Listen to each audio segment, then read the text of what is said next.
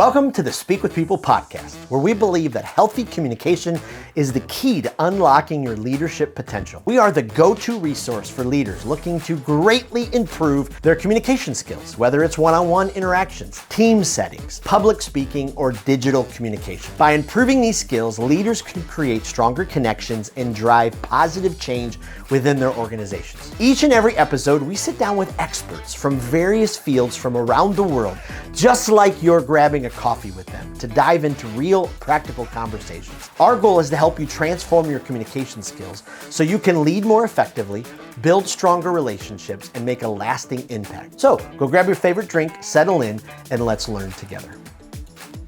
Well, have you ever delivered a presentation, maybe a speech, or even given an update in a team meeting where you could just tell, maybe because of the looks in the faces of the people in the room or just internally, that your material just wasn't landing? People weren't nodding along.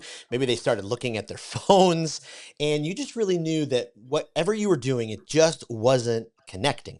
Well, here in the Speak with People podcast, we talk about this a lot. Great leaders just don't talk, but we move people to action, and communication is a giant part of that. And so today in this episode, I am so excited because we're going to dive into all things presentation skills, all things public speaking. How do we connect with an audience in a way that actually gets them to move to action? How do we tell stories in a way where people actually lean in?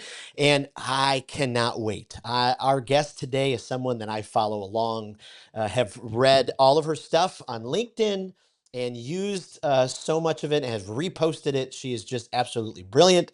The stuff that she shares is probably the most helpful stuff, I think, on the internet for leaders in order to improve their public speaking. Eva Daniel, I am so excited to have you on the podcast, and welcome. Jason, thanks so much for having me. And I'm really hoping that opening scenario you just gave was not an actual intervention for me, that this is like my invitation to the podcast. He's like, it's time to talk. But yeah, thank you so much for having me today. Absolutely. Absolutely. Well, I love it. I know probably a lot of our listeners will already know who you are because your material speaks for itself. Your content is, again, sorry for sounding all, fanboy over here, but as someone who loves the art and craft of communication, who has spent, 30 years speaking in front of people, to find your page and the material that you put out, it's just absolute gold. And so thank you from at the very beginning of the podcast for all that you do for leaders all over the globe. Well, thank you. And I mean, I'm glad that you're a fanboy because recently I told my mom, I was like, Mom, I'm basically a LinkedIn influencer. So my mom's 76 and she goes, oh, well, that's nice, sweetheart. I just planted some tomatoes. And I was like, Mom's keeping it real. So thank you for being a fanboy because I do not get it from my mother. Yes. Oh, I love that. That's fantastic. I had Nancy Duarte on the podcast. Oh, fantastic. What a Yeah, legend. I mean, last she's year. just like, And the goat in the space. right, right. It was one of those things where it's like, I was trying to explain to somebody. I was like, well, on LinkedIn, she's got like a few 100,000 people. And they're like, what was the interview like? And I was like, I don't know, because I sort of zoned out because I was just so, Too excited. Well, oh, yeah. luckily you're not too excited today. You're going to get some good conversation today. Well, I don't know about that. I'm so excited because I've prepared myself for this. Hey, before we jump into the conversation, why don't you just give our listeners just a little peek into your story, who you are, what you do, what's kind of brought you to this place? Well, absolutely. I'm sure like many of your listeners, they grew up making and selling wooden weapons at Renaissance festivals and then decided to run away and join corporate America and help in communication. That's a little of my story. I did grow up with a family of entrepreneurs, and I could go on for hours about that, but since this is not a therapy session and we're talking about your communication, the listeners, I won't dwell too long on the past. But I did grow up in a family of entrepreneurs, and I always sort of had it in the back of my head that someday I would start my own business. And so that's what I've been doing the last 3 years. I help come alongside CEOs and leaders and then professional speakers, aspiring speakers that, want to make that full-time living speaking, as well as just your everyday leader who just wants to be a little more compelling on that Monday afternoon meeting when they're sharing those Q1 numbers. And I come alongside leaders, speakers, and help them both on the content development side. What are you going to say? And then the delivery side, how are you going to say it in a compelling way and bring your best self to the stage? So that's what I've been doing the last few years. Before that, I did spend 20 years in speech writing. I was a speechwriter for Dave Ramsey and his team of speakers, which is what brought me down here to the Nashville area. I say Dave Ramsey brought me to the Nashville area. The fried chicken helped me stay. But no, it's a great area. And prior to working for Dave, I was in the radio podcasting space for 15 years. So I've just been in this communication space for a really long time.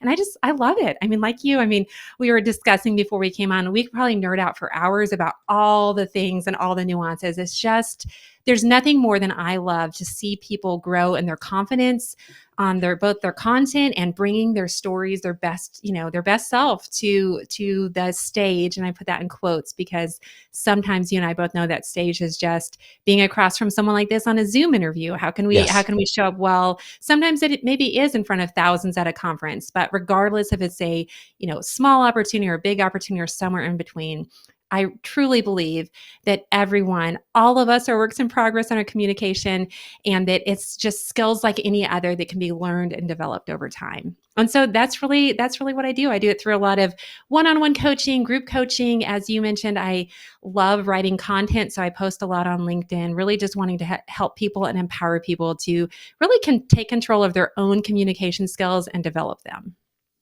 Wow. Just amazing. One of my favorite parts about the interview, and we've done about 200 interviews on the podcast, is just listening to people share their story, because it just tells you so much. What they decide to put into their story, where they decide to focus it, how much is on them and how much is on others. And again, sorry, I'm going to fanboy here. You just gave us a masterclass on how to share your story. So many leaders aren't prepared to do the 60-second spiel, 30-second spiel at their local BNI or things like that. And your creativity with right off the bat with the Renaissance stuff, which I grew up at Renaissance Festival, so that's kind of fun. Oh, you did as well. Yeah. See, we could talk about turkey drumsticks and joust turkey drumstick. and all day long, all day long. Yeah, but I love that you immediately took us into the story of the problem that your client was facing, and I love that. That's just what we need to do, and so that's what we really want to dive into today, because you also said something so profound. Wherever their stage may be, someone emailed me the other day and said, "Oh, Jason, I want to go speak at conferences," and I said, "Me too. I've been speaking a long time. The most I speak in are side rooms of restaurants, hotel, ballrooms that are cut in half, With it'd be great like to the be crazy 70s carpet that you're like, is this my grandmother's house? No, it's it's a Marriott here in whatever city I'm in. Absolutely. But wherever that stage is, whether you're right, it's on a screen like this, whether it's standing up and doing a team report, are you ready to do your best? I read a study recently that talked about how up to 70% people, after they hear someone speak, after 2 hours, they'll forget up to 70% of the information of the message that was shared. So in your experience, what you teach, how do we then as leaders get our message to stick? How do we get it to, kind of seep inside and help them transform what they were listening to? Well, and I think I might even argue that percentage might even be higher. Ooh. If you think yourself to a conference speaker you heard 6 months ago, a year ago, like, oh, how much do you remember? Sadly, people will leave this podcast and probably all they'll remember was that I wrote for Dave Ramsey and that I grew up at Renaissance festivals. But maybe they'll get some more tidbits as we go. Maybe they'll remember a little bit more. Well, I would say, if you want to become more memorable, if you want to become more sticky, more compelling, where people do 6 months from now, a year from now, walk away and remember at least something of what you said, there's a couple things that you need. And one of those is stories. There's been so many studies done on storytelling that show that we are 6 to 7 times more likely to remember content if it's wrapped within a story. Stories make your content stick. And so when you're thinking about giving a presentation, when you're thinking about presenting yourself, how can you wrap stories within that? A lot of times people reach out and they're like, well, but I present a lot of numbers or a lot of data. Like, there's not a lot of space for stories. But your numbers and your data share stories too, the way that you build them, the way that you can the way you lead up to share, your big number, you can still use the art of a story arc, even if you're doing something that doesn't give a lot of space for some dramatic motivational story from history or from your own life. Because, Yep. even in our workday settings, how is your message telling a story? So that's one of Mhm. the big ones, is tell more stories in your content. Another one, and I have seen this time and again, I'm sure you have as well, because you coach so many individuals as well too, is helping people really determine what is their thought leadership, what is their unique way of saying something. And thought leadership is one of those terms that's thrown a lot around so much that what does it even mean anymore? What I mean by that is, either you or I, either one of us, we could do a great presentation about habits and how you have to have good habits to be a successful working professional. But Stephen Covey, 30 plus years ago, said, hey, there's 7 habits of highly effective people, and this is what they are. More recently, James Clear, Atomic Habits. You need to have these to be successful. This is what it is. So I just always push and challenge my speakers that I work with to say, what are your 7 habits, your atomic habit idea? Mm. What is the sticky, memorable way that you are going to give your information out into the world? When you think about all of the other speakers that are speaking on leadership or on culture, company culture, or how to build a winning team, well, how are you saying it in a way that is building on your expertise and your stories and your unique system, strategy, or framework, which really is what starts having your content become a little bit stickier, a little bit more iconic. And there's lots of ways to kind of start figuring out, okay, how do you bring that, and where do you start in terms of that thought leadership? But those are a couple things. If you want to start being in that 70% that's a little bit more, or that 30%, the 30% that's more memorable, that they're going to forget 70%. A lot of that 30% is going to get down to that stories and that interesting way that you presented your unique thought leadership concepts to them. Wow. Boy, I love that. Isn't it amazing too that we all have that speaker in that place that we're at when, we absolutely remember exactly what they said because they did it just what you said, just in a compelling, meaningful way. And it's just, stuck with us all of these years. Let's pivot for a second and talk about story. You bring up story, people, I think there's a guy in your area who talks about story in the Nashville area. I think so. I can't remember, Yeah, I but mean, maybe his name's Donald Miller and he's written lots of books. Who knows? maybe Who something that like that. that doofus? Who's he? He's But one of the brilliant. things he I love talks Donald about, Miller. and we had Dr. JJ on the podcast, and he was just absolutely brilliant talking about marketing with story. But so often our stories, we want to tell stories, and then we bring them into our presentation or our update, and we just bomb because maybe we Mhm. don't know a story structure, or we don't know how what the story is supposed to do. Could you walk us through maybe just some storytelling basics, so the next time we go to tell a story, we don't bomb it. Okay, so to bring this to life, can I put you on the spot, Jason? Hmm. Okay, so I would like you to just kind of tell a brief story of you have 5 kids, right? I think I heard that on another episode. Yes, we do. Okay. Just tell me a brief story about the birth of your favorite child, or your oldest, or whichever one. Just a little bit of a story of. Can you just on the spot? Can I ask you to tell me a little bit about just the birth of one of your kids, and then I'll shape it on this podcast into how you would tell it in a speech. Love it.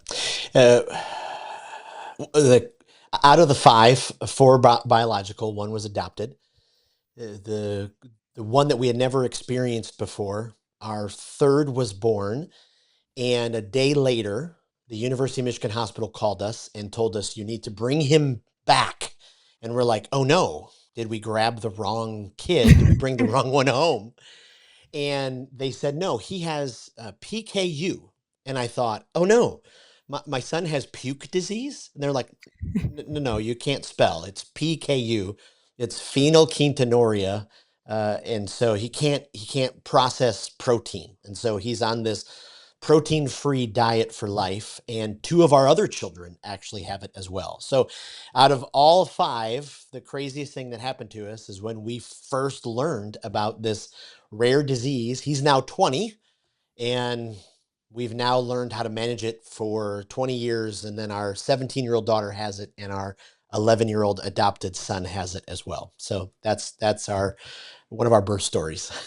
Okay, great. And have you ever shared that story in a speech? Yes. Yep. Okay. So I know that we're talking a lot, to a lot of leaders. So some people might be going, oh my gosh, we're going to hear all about this birth story. But I want everybody listening to know that the principles I'm going to share could translate to any story that you might be sharing in your speech. So let's just say, Jason, that you want to start shaping this story into speech. It sounds like you've used it before, but let's just say you're taking this as a new story. Hey, I'm going to, shape this into a story for a speech. A few things that we want to do on our storytelling. We all have this mistake of trying to cram in way too many details into our stories, but sometimes we can give too many details of the wrong kind and not enough of the other kind. And you told that story probably very similarly to how you've told it to people over the last 20 years. We Yep. all do that with our storytelling. We all tell our stories the same way we've been telling them because we all get kind of too close to our stories. And like the stories happen, whether it's a proposal, whether it's the worst day of your work life, whether it's the best day, the day you decide to take a bet on yourself, whatever the story is, we kind of tell them in a very linear way of what happened.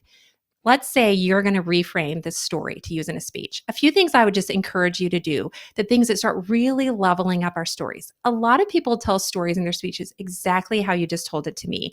Now, I did kind of pigeonhole my question, but you told it very linear, factual. A Yep. happened, then B happened, then C happened. My third child was born. We get a call from, University of Michigan. We have to take him back. He has PKU, had to figure out what that was. That means he can't process protein. Then we had future kids. So you gave very linear list of facts.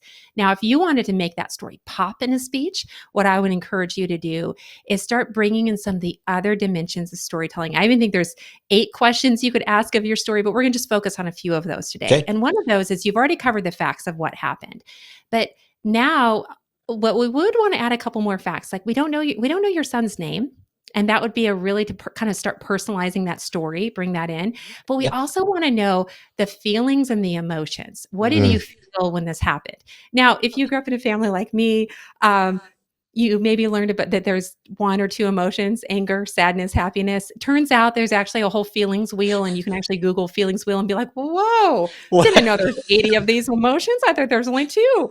But starting to use more descriptive language of what you felt. So like maybe for you, like that moment when I picked up the call and they told me this, I remember feeling overwhelmed, scared, whatever the emotion was. More than likely, it was probably scared, overwhelmed, confused, Yep. but starting to pull in that dimension of emotion. Another great thing to do is start pulling in like the 5 senses, bringing in some of the descriptive language. When this experience happened, when this phone call happened, what did you see? What did you hear? What did you taste? What did you smell? What did you touch? Now, all of those details might not go in the story, but even as you're thinking of, coming up with the story you're going to share, thinking through those dimensions of storytelling. So like, and, then a really big point is going, where should I start my story? And just asking that question. And that's true even if it's not Mm. your own story. Let's just say you're sharing a story from history about an inspirational thing that George Washington did, or maybe it's even a story, of the company's origin from 50 years ago you weren't there for. It can also be helpful to just think, where should I start my story to be the most interesting for my audience? Of course, you and I both know before you even start doing things, you've thought through your audience, who's my audience, all those things. But assuming you know who your audience is at this point, but just asking, where should I start my story? We all tend to start very linear at the beginning, A, B, C, D. If you were going to shape this story up, I think there's probably a really good chance you would start it. You're, driving down the road, your Mm. hands are gripped at the wheel, your newborn baby is crying, and you're going back to the hospital to find out what's wrong. They've told you PKU, it's running through your head, and you're just panicking. PKU, what does that mean? What does that mean? As you're driving to the hospital, and like you're trying not to speed because you have a new baby, but then you're like, you can't get there. It's like taking us into the moment. Maybe it's in the car driving to the hospital. Maybe it's that moment when you got the phone call. Maybe you fast forward even deeper in the story and you're at, the University of Michigan or wherever it was, and you're sitting there and the doctor comes out with a diagnosis. So there's a lot of different entry points to Wow. our stories, and we just need to keep in mind, am I starting my story at the most interesting spot? What that can do, kind of fast forwarding deeper in the story, is it can also help us streamline a lot of details. That way, we're only really going back to share the details that mattered.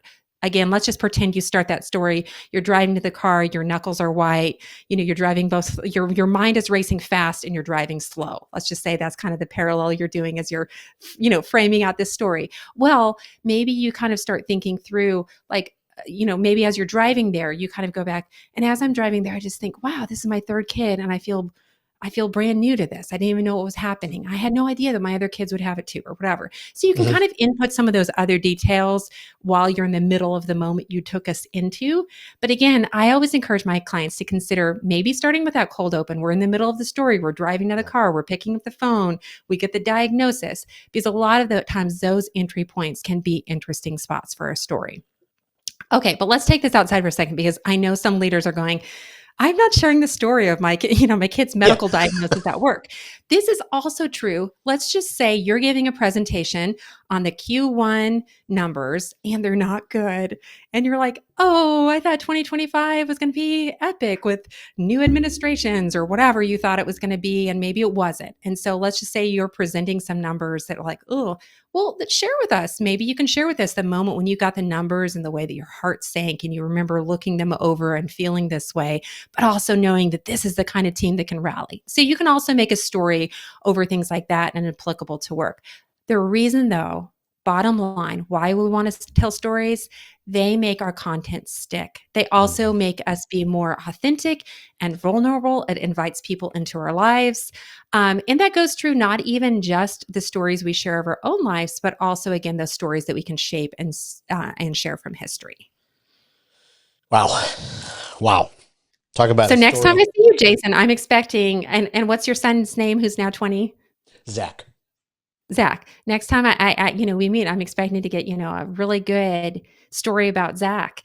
And also, I think the listeners want to know. So your kids are now 20, 17, and 11. Are they doing well with this PKU that they have? Yeah. Yeah, they are. Yeah, they absolutely. If it would have been 60 years ago before the test was mandatory, they would have been hospitalized after 6 months and mentally handicapped. But two doctors fought for 50 years. Every child that's born in America gets a heel prick. And that disease led the way for all the rare diseases that are now checked. So, yeah. And See, he's the that's amazing. producer. And that's another little piece I want to say is always make sure you close the story loop too when you do share a story. So in this case, I was like, wait, I know they're older, but are they all okay? So I wanted to close it for your listeners of people wondering. And that was a really great analogy you came to. That's why your kid gets the heel prick. Oh, anyone who's had a kid Yep. understands that, or anybody that's been a kid in the last, I guess, 50 years. We all had our heels pricked too. And now we know why. Um, and so yeah, so that'd be one thing, Love like as that. far as just how do we tell stories? And again, you're going to translate that to whatever your industry is. Anyone who's listening, you're going to figure out a way. Okay, how do I tell a story? And again, some speeches give space to tell this long, drawn out, dramatic story. Some of them you have about 30 seconds, but Yep. can you bring something interesting, some other dimension into the way that you're presenting your information? Oh, I love that. I love that. If we want to get to a couple other practical things in a second, but if we could geek out on story for a second. So something I've wondered about, struggled about, thought about over the years, because storytelling's me personally, one of my primary vehicles to grab the attention. So for years, I did public school assemblies. So I wasn't juggling fire. I wasn't skateboarding. I had a story. So here I come in, you got to sit down. And so I would tell a story about how my best friend's bird got sucked up in a vacuum. Great story, always kills, that sort of thing. But and young and old, middle schoolers love it. I tell that to 50-year-olds. They all I joke mean, about I it. think I think you should tell at the end of this podcast. Just saying. But okay, keep going. Keep going. I love it. But I was challenged about a year ago, and I can't remember who the person was, but and it's really one of the first times I thought about it. But they were like, make sure your story doesn't overtake the content. Make sure your Mm. story. And for years, I was a youth pastor. I spoke for youth conferences and churches and all that kind of stuff. And kids would remember the story. I would speak to a 12-year-old 10 years later, 15 years later. That kid is now a youth pastor. They were bringing kids back to the event, and that kid would remember the story. They may have not remembered how I connected it to Jesus and the scripture. But so I've worried about that. And I wondered, this is one of the questions I wanted to ask you just about it. Should we be careful of the story overtaking the content? Can the story be too memorable? Is that just crazy talk? Make sure, I'll leave it there. I'll kind of vomit it out that way and see which direction you take it. Well, I think a few things within that. When I hear this story doesn't overtake content, a few things that I would keep in mind, and this is true for any of us when we're thinking about telling a story. Every story you tell needs to be pointing to the North Star main point of your talk. Yes. So, as you're writing a speech, what is the bottom line, one sentence? What is your talk about? It's always helpful to think through even, the three vital questions of audience, what I want my audience to know, feel, and do. But you need to have a clear sentence of what your speech is about. And if the story is not pushing that main point forward, then you either need to reshape the way you're telling the story or maybe alter it, a little bit. Because again, we don't just tell stories to entertain and be lively and then it's unrelated to our content. It should be a cohesive experience in the mind of the audience that the story ties into our topic. I give public speaking workshops all of the time. I don't talk about Renaissance festivals. I talk about public speaking. Renaissance festivals are great. They don't tie into the topic. Now, that being said, another couple other things I would consider is I was working with a client a few years ago, and she was one of those women who unfortunately just has had a lot of really challenging things happen in her life, from being, almost dying of cancer to being Oof. sexually assaulted in a parking lot to losing a parent she loved to a rollover car accident, a lot of big stories. And I told her, and it was kind of off the cuff, but now I say this all the time to my clients. Most speeches can only hold the weight of one big story. You might Mm. have 20 stories you could include. It's too many, even sometimes if they're a lighthearted, funny, over the top story. And so you can have you can't have too many stories. And to your point, you don't want it to overtake the content. I do believe the story is part of the content. It should be driving that content forward. But even from a timing and a spacing, if you have 10 minutes, we're not spending 6 or 7 minutes just sharing this dramatic opening story. You don't have time for that. Yeah. So a lot of times it is the pacing and the flow. I don't know if that fully answers your question, but that's kind of my thought is that you just want to always make sure you know the point and the focus of why you're telling that story, how that story is going to help your audience. And I would say sometimes people do worry if they are, for example, a little bit more in that bucket of professional speakers where they're regularly speaking. We worry sometimes about like, oh, people are going to remember this story. But I often kind of give the story of I was a speechwriter for Dave Ramsey for several years. I have literally on stage see one of Dave Ramsey. If you're not familiar with Dave Ramsey, for anybody listening, he's a financial expert. He has a 3-hour daily talk show. He helps people get out of debt and save for their future. So one of his big things that he does on the stage is he takes up these giant scissors, like we're talking like almost like pruning shears kind of size. And because he believes you shouldn't use credit cards. So he takes credit cards. He has all this humor around it, but he like flicks these giant scissors and he's like cutting up, credit cards. He does this often when he speaks. And it's a very memorable, very iconic moment on the stage. But people love him for it. Almost to the point if he doesn't do it, it would be disappointing. So I always tell people if you are sharing a great story, and if you're a speaker who's speaking it again and again, if it's a really great story, people will not mind hearing it again. And there's always going to be new people hearing it. We believe we're a lot more memorable than our audience probably remembers. I mean, if you and I think about all of the content, and I mean, we're kind of in the content space, but even if we weren't, if you just think normal person, all of the content they consume from the podcast they stream, the Netflix shows they're watching, if they attend a faith-based service on a Sunday, Yep. as well as, the leadership conference they went to, the webinars, we are all consuming so much content. So the chance of your audience really remembering the ins and outs details. Now, I mean, I would say vacuuming up a bird sounds like I would remember that one as well. But when Sure. you think about shaping your own Yep. stories, and to a large degree, I would say don't overthink it, and tell more stories. Oof, I love that. And you said something that was perfect. You said something as a part of that as well about making sure the story fits. This is something that I failed at miserably last year. Nowadays, I spend about 80% of my speaking and training in the financial industry.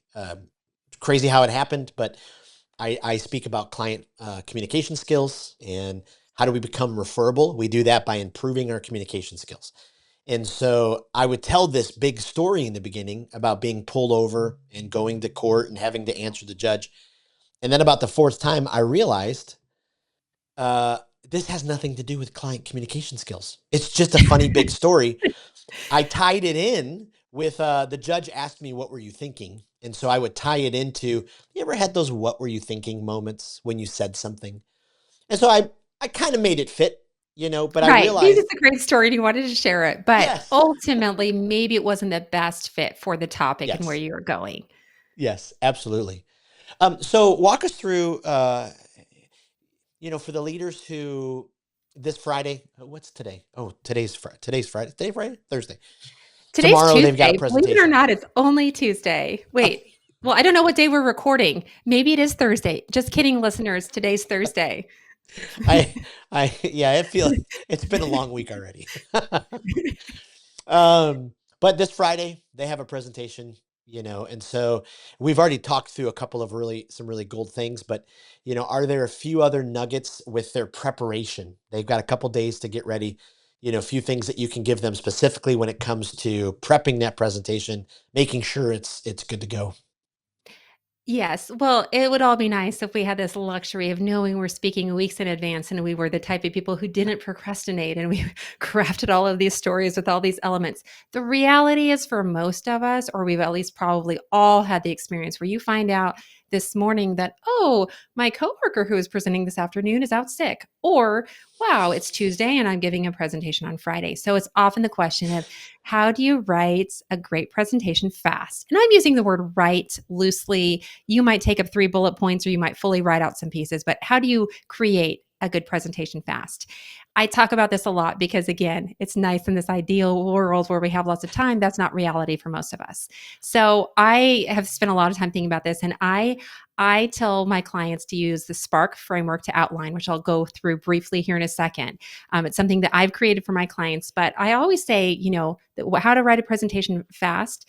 Answer 5 questions first. One is, what do I want my audience to know? What Mhm. do I want my audience to feel? What do I want them to do? So those are kind of things from my perception. What do I want them to know? We're rolling out a new CRM software on March 15th. What do I want them to feel? I want them to feel excited because this is going to save us so much time that hopefully it'll end up being a bigger profit sharing. What do I want them to Mhm. do? Well, actually, I need them to transfer a lot of their files by March 1st to whatever, the email's going out later today. Okay, so no feel do. I'm going to answer those questions. And then I'm going to turn my audience hat on for a second and go, okay, why the 2 questions there? Why should I care? The entire time your audience is listening, they're asking 2 questions. Why should I care and what's in it for me? Sometimes you're going to be speaking to a very altruistic audience that is not self-centered, not thinking about themselves. A lot of times you're not. And so you need to answer for yourselves like, okay, why should the audience care? Why should they listen to me? Why should they care? Will it save them time? Will it save them money? Will it result in better profit sharing? What's their motivation for listening to you? Why should they care about what you're going to share? So before you even kind of start on the content, you need to take a step back and really think through from your audience perspective those questions, as well as just kind of, if you are presenting something that maybe is a little bit, kind of how aware or unaware are they of what you're sharing? How much kind of education do you need to do versus diving the topic? So kind of knowing some base things about your audience. If it's at your company, you should probably kind of already know what your company's ethos is and what they already need to know. After you answer these questions, I encourage a quick brainstorm. Now, by brainstorm, this could be your whiteboard, this could be on your, Word document, it could be a piece of paper, it could be on your notes app. But just when you think about that topic, you're going to be sharing about the new CRM software rolling out. I want you to brainstorm all of your thoughts. Like, oh, that story of why we're doing it. Oh, what they need to know. Oh, I need to do an introduction to the partner who's going to be, implementing it. Oh, I'm going to do this. So I want you to just brainstorm. Oh, that great quote from Ted Lasso I could include. Oh, that Super Bowl ad I saw. Just let your brain go wild, Yep. brainstorm, your ideas, just get them all out of your head so they're not just, ping-ponging around in your head. Because you brainstormed it, just because you brainstormed it doesn't mean you're going to use it, but at least you can kind of get out of your head onto something that you can visually see. And then when it comes to outlining your talk, again, we want to know what the one clear sentence is. I want my audience needs to know new CRM software is being rolled out on March 15th. And then I encourage people to use my SPARK framework. This is just how you're organizing your talk. SPARK is an acronym. Every letter stands for something. S, start with a story. You're going to give us a quick little story about where you're going. I was sitting at my desk in December of last year, and I saw the numbers come through, and I realized that we were wasting $3 million because we didn't have a good CRM system. Okay, so you're going to share a little bit of story. The P is for problem. What problem does your speech solve? Every speech needs to solve a problem. And you need to build it up before you just rush into the solutions that you have for your audience. You need to make them aware of the problem that you're solving. Now, how long you spend on this often can be how problem aware your audience is. If they are very conscious of the problem, then you won't have to spend as long here. If they're not as conscious of the problem, you might need to spend a little more time here. But the problem is where you're going to build things up with research or stats or some credibility. Maybe in our CRM, case, you're going to share the problem that, wow, our company is wasting X amount of millions of dollars, or this level of inefficiency, or wow, we have this, bounce rate of our customers because because we're not, our communication with them is not good, or whatever the problem is. The A in Spark is action or actions. What action or actions do you want them to take with what they've heard? This could be one action. It could be three. This could be, that kind of the 3-point speech we learned in high school. These maybe are your 3 points. If you're a professional speaker, this is where your thought leadership, that's returning back to that 7 habits, atomic habits. But this is where you're building out the solutions that you have to the problem and what you want them to do. In this case, we're going to probably build why we chose a CRM software, the benefits that it's going to have, the solution is going to have those problems we have. We're going to build up the actions that need to be taken. The R is resolve. Now, this is a little bit of a mental check for you of going, did I close every story loop that I started? Oof. I'm Jason. I've just shared this. Did I resolve everything? If I'm Jason and I've just shared this story about the PKU, to open, well, do they know that my 3 kids that have it are okay today?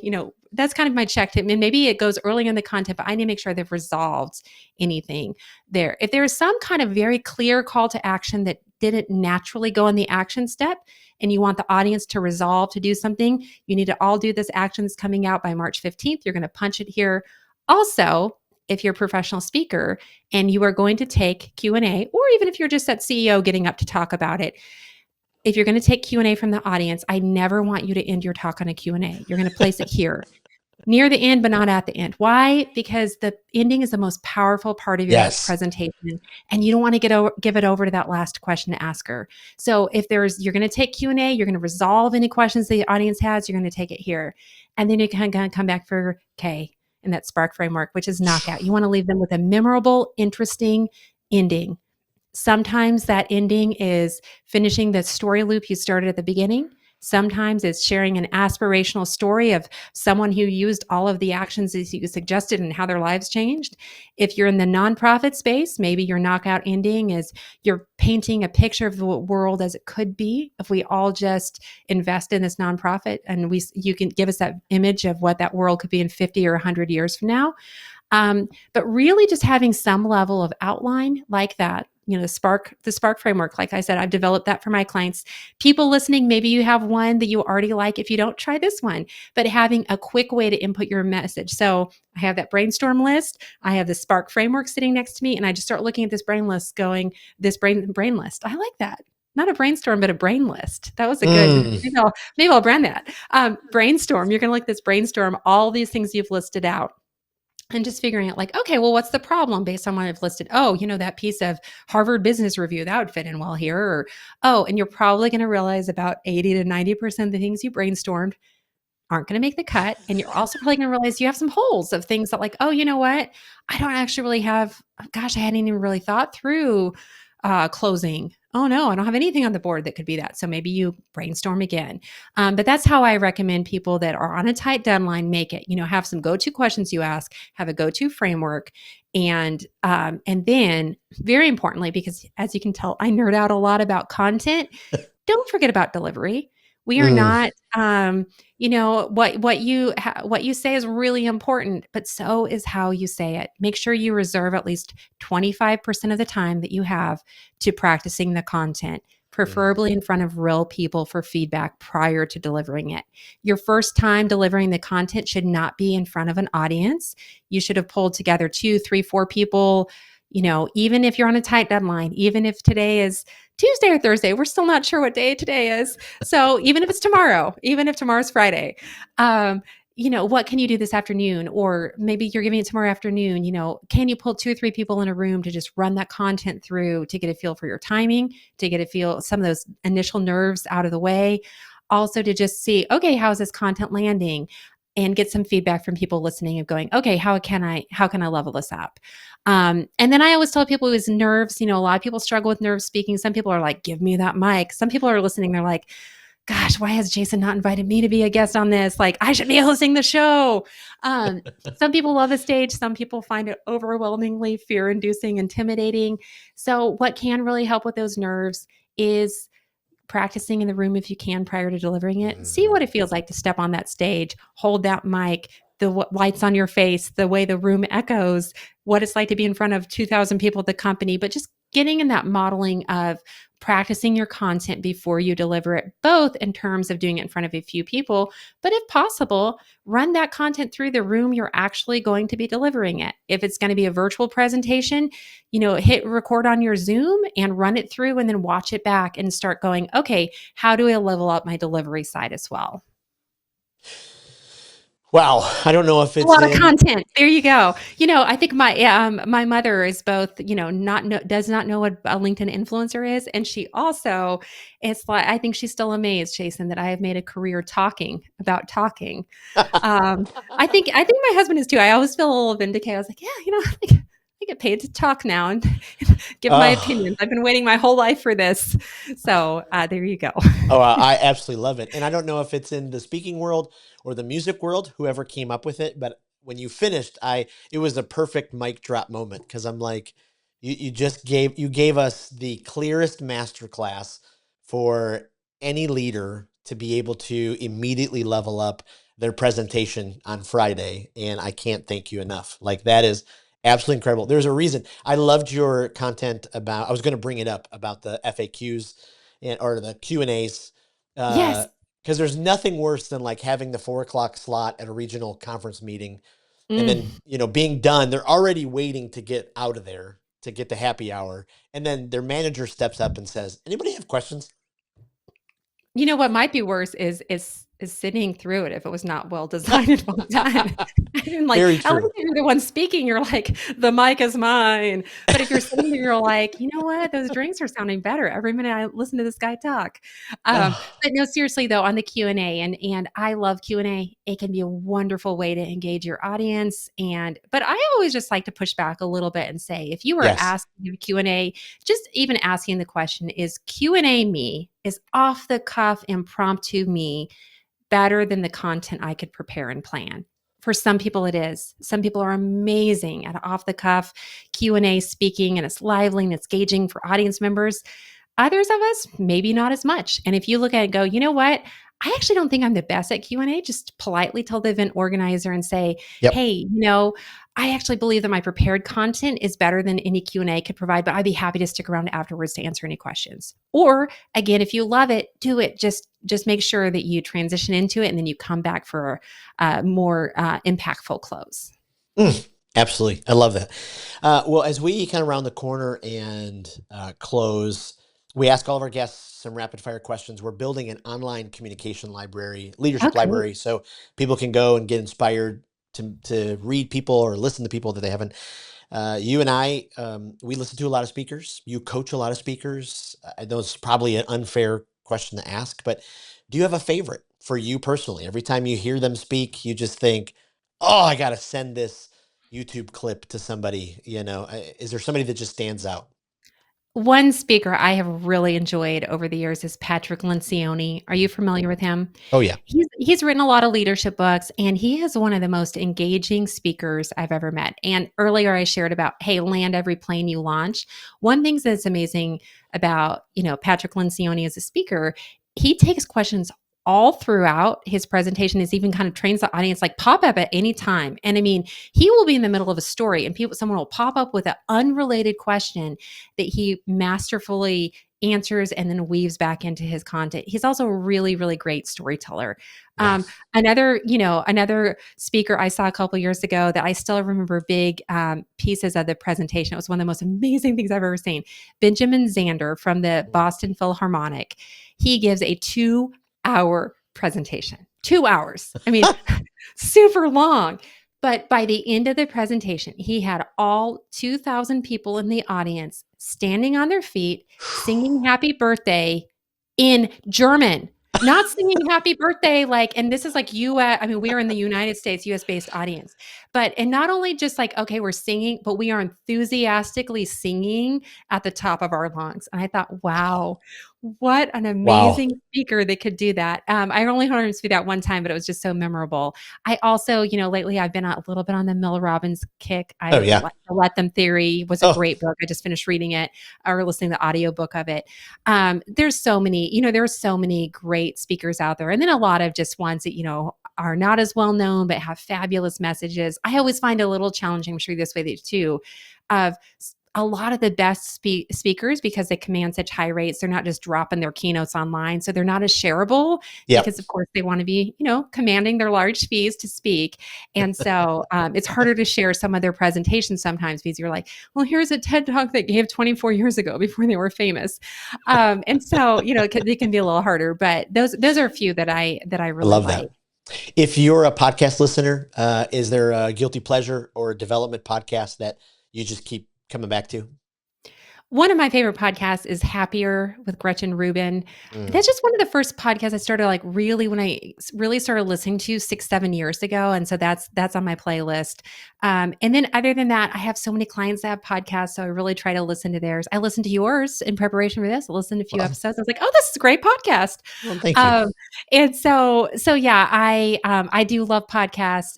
Lately I've been listening to Oprah's new podcast just because she's been interviewing a lot of interesting people, and whether you like her or don't like her, you have to admit Oprah is just a fantastic interviewer, and the way that she pulls out stories in depth. Yep. I just love even learning from, just what a master interviewer. And so those are a couple that I listen to. And then, on TV shows, I really like Survivor. I get very into Survivor, and my husband does not. He's like, oh my gosh. But I always just think every time I watch Survivor, you'll appreciate this, Jason. I think, what could be like the speech version of Survivor where people are yes. voted off the stage, and he's like, oh my gosh, I just can't. And he'll leave the room. So that's a guilty show pleasure, not podcast, but TV show is I do love me some Survivor. That version, we could do it as well. Like the microphone goes out, Yes. or the air conditioning's out for the audience, and you have to still, your slides don't work. Yes, exactly. I mean, there could be so many challenges, and it could just be epic. Like survival of the fittest speaker. I mean, there's just so much potential here. Anyone listening that's like, I need to invest millions in that idea, just let me know. We had Liz Wilcox, who on the podcast last year, she was on the last season of Survivor. And so she was awesome. If you remember the Applebee's woman, she's actually an email marketing guru. Hundreds of thousands of emails. Last one. Is there a book? This is such a tough one, but you're getting ready to be stranded on a desert island. Take this book. I love reading so much. When it comes to public speaking, the book I always recommend is Speak Like Churchill, Stand Like Lincoln. Have you ever read this one, Jason? Yes. Written by James Humes. It's it was written in 2000. I mean, it's an older title, but James Humes was a presidential speechwriter for 7 presidents.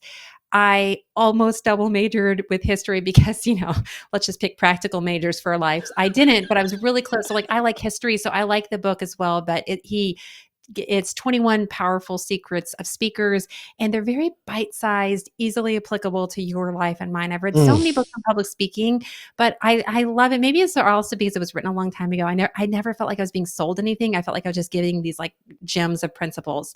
So that's still one of my favorite books. A more recent title I really like and recommend to everybody is Humor Seriously. Have you read that one by Jennifer Aker and Naomi Begdonas?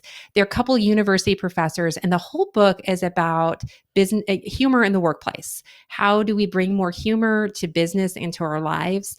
I have taken a lot of public speaking tips from their book, even though it's not at all a book on public speaking, but that's been one of my favorites. And then Like I said, I just started Stu McLaren's new book. I'm always reading something. So, but yeah, I Love it. definitely recommend Speak Like Churchill, Stand Like Lincoln as kind of an OG, and then Humor Seriously. Both I of love those it. were great.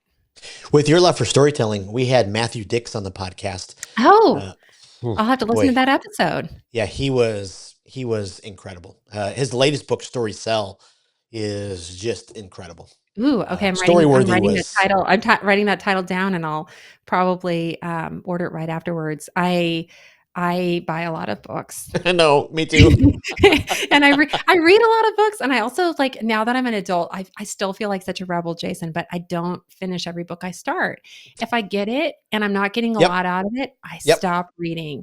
yep. And on Gretchen Rubin's podcast, I learned that you should make the list of books you started but didn't finish so that you feel better about your book list. Because sometimes, you get I halfway love through and you're that. like, 10x is easier than 2x. I think I got it. Like, I'll keep reading Benjamin Hardy, but I really think I got the concept already. Got And it. so, you don't have to finish every book you start. Oh, I absolutely love that. I love it. One of the fun things we do too is we authors who have books that are on the podcast, we buy a couple and then we give them away in our trainings. So when we go Oh, do that's great. our signature training is speak with your client, not at them. So we'll give, the books away. And so that's just kind of a fun connecting piece. But one of the really great things is my 20-year-old who I spoke about earlier. Zach, He we know what's now, saying now. all these years later, is, really the reason why we're 200 plus episodes. He edits everything, he produces everything, he designs all of our graphics. And so it's just really neat, after the very beginning of trying to figure out what was his life going to be like to now partner with him.